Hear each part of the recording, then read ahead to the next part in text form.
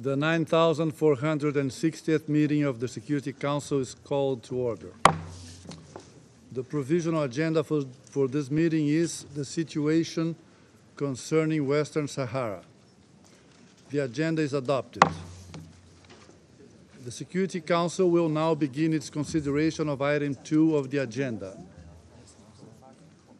I wish to draw the attention of Council members to document S/2023/729, the report of the Secretary General on the situation concerning Western Sahara. Members of the Council have before them document S/2023/802, the text of a draft resolution submitted by the United States of America. The Council is ready to proceed to the vote on the draft resolution before it. I shall put the draft resolution to the vote now. Will those in favor of the draft resolution contained in document S/2023/802 please raise their hand?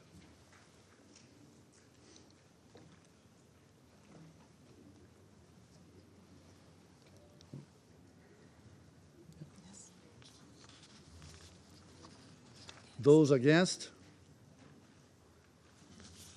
Abstentions?